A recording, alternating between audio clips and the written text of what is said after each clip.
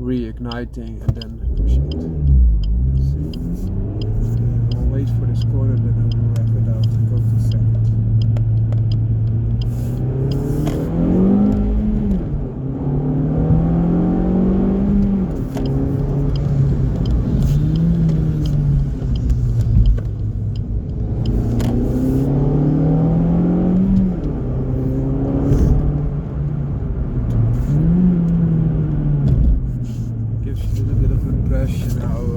Driving this tiny little car, this B segment, old hatches, and it does not,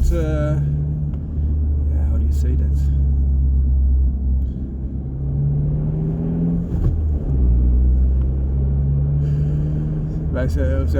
We would say in Dutch, stel niet teleur, it does not disappoint. That's what I was looking for. So these are my Japanese favorite cars. This is the best hot hatch in my opinion. Extremely light, also lowered it and improved the exhaust system and the other stuff. And this is extremely light, 825 kilograms. It's also coupe convertible, which is a good thing. This is a little bit more cute. I think that's also looking cute. The both also come with a double exhaust system. You'll see this here. The benefit of the Swift is, in my opinion, it also comes with an awesome body kit. And that awesome body kit is not found in that Copen, which is a little bit more subtle, a little bit more classic looking. So that's it. A little bit of a fall, so you see some leaves there, giving you some nice views. Bye bye. Back to the beloved Swift Sport with the Alcantara. I'm really happy that I'm getting into this little hooligan again.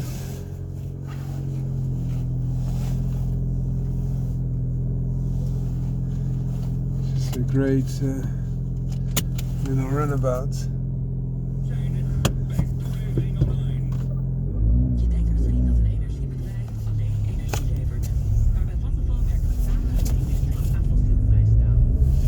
Sorry for that.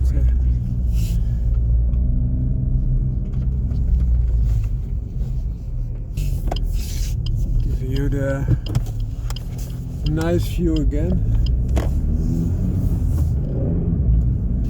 So why is this car so nice to drive? Because it feels so enormously direct. I think this could also be an Alpine product because it's extremely lightweight, and now with this added suspension tweaks it's also a lot more direct and lower. Also Alpine has quite supple suspension because it's so light, and this is within that spirit. So they now made a new Alpine, I think it's a R5, Renault R5 derivative. So a cheaper Alpine to begin with, but it will never be as direct as this one. Because it's an electric engine, something went wrong there, sorry. I don't know what happened. It appears that it was not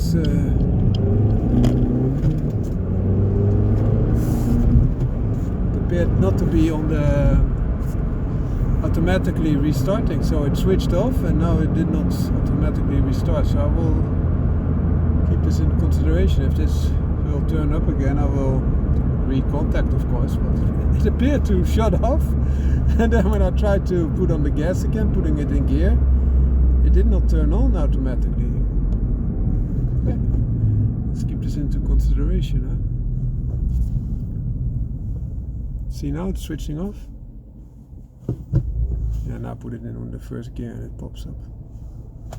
So it might be a one-time thing. But this car is so light and willing. It's also a lot lighter than the Alpine, and Alpine is only a two-seater. So I think it's like 18% lighter than Alpine.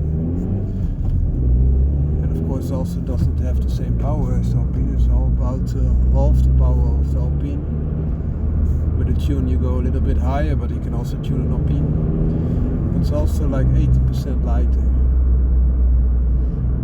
So with a tune I think a standard Alpine would have to work quite hard to stay in front of it if it's not all highway straight ways, because this car is also very capable on the bends, like the Alpine is. It might be quite interesting matchup, and there were some people that also really took their Swift on track and even met Alpines, and they were performing very nicely, even faster than Alpine, but it could also be the driver. It's very hard to compare two cars with also two different drivers, because a driver that is not driving as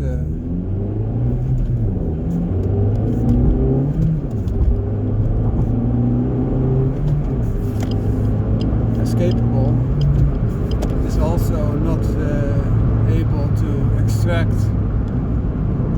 all the benefits from the car, which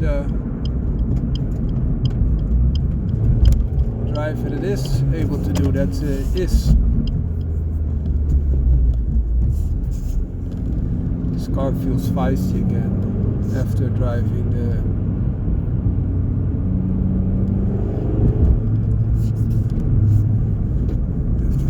that Fiesta 1 liter turbo 3-cylinder.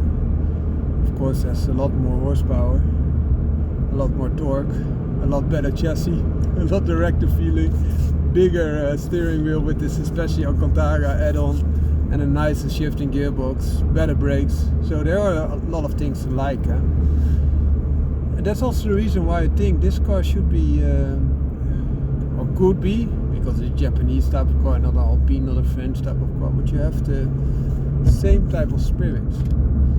And the difference is made by the Japanese type of approach is that you have added reliability, added ease of mind, added frugality.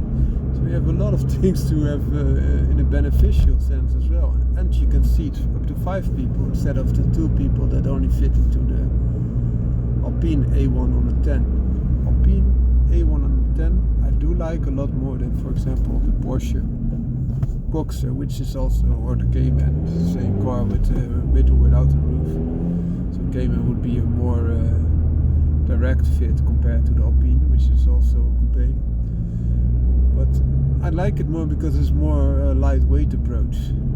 But Porsche is also a very good manufacturer, very good sporting type of car.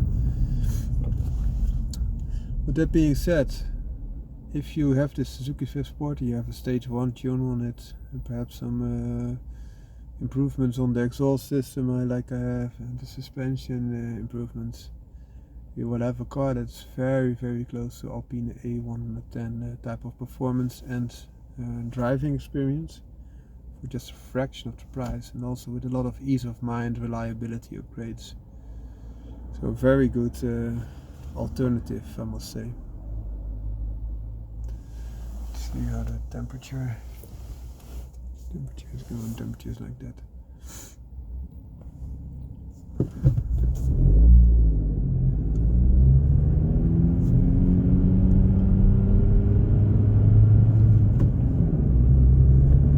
First gear to the second gear, revving the first gear a little bit more in this case.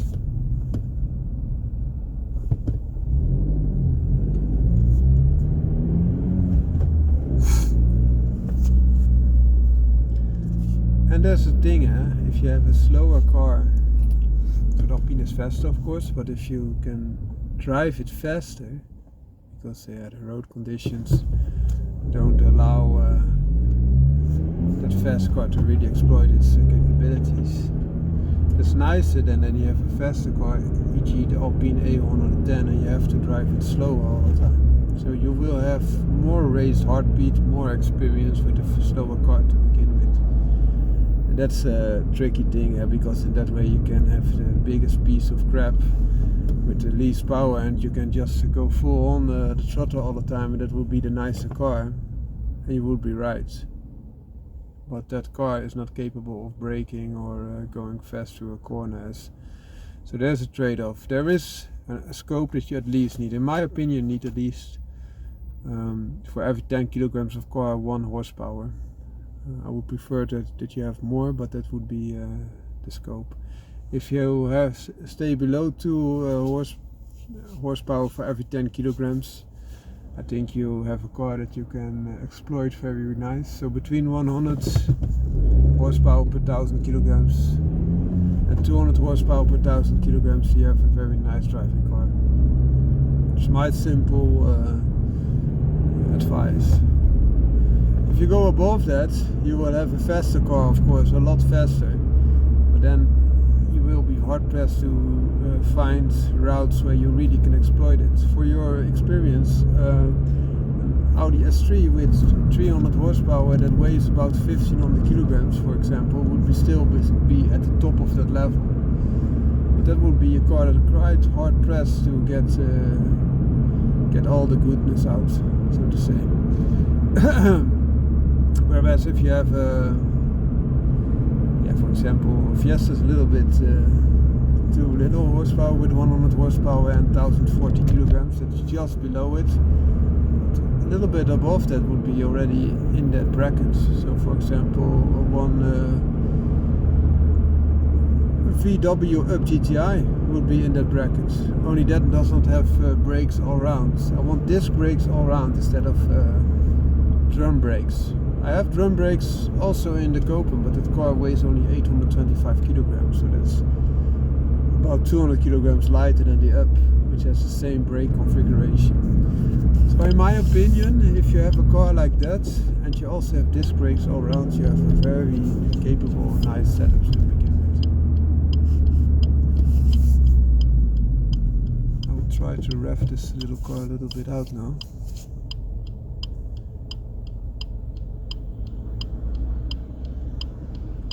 It has some chance to warm up. I think 10 minutes about. So I think I can handle a little bit of revs now.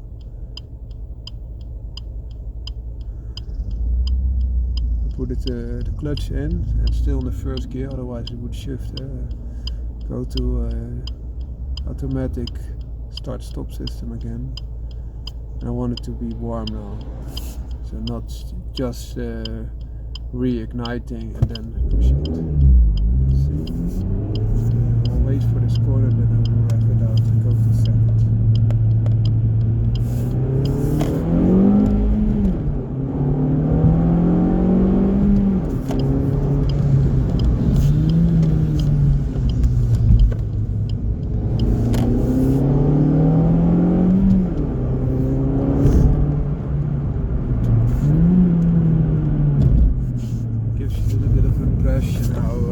Driving this tiny little car, this B segment, old hatches, and it does not,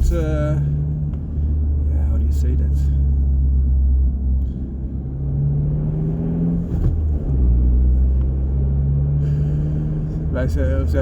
We would say in Dutch, stel niet teleur, it does not disappoint. That's what I was looking for. So it's a small car, B segment car, but you have about the same room as you would have in a Volkswagen Golf 2, 3 GTI. The interior room is similar. You have a lot of additional safety, a lot more torque, and even easier access to additional horsepower because of that turbo engine. A lot more technology, a lot more luxury. This is a very cool car.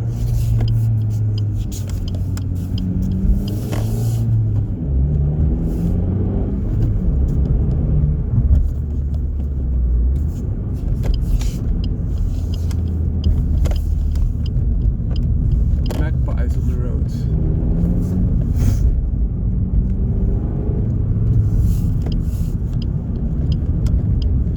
Well, I hope you really enjoyed this short video. I'm wishing you a great day. It says anti-collision warning. Ciao!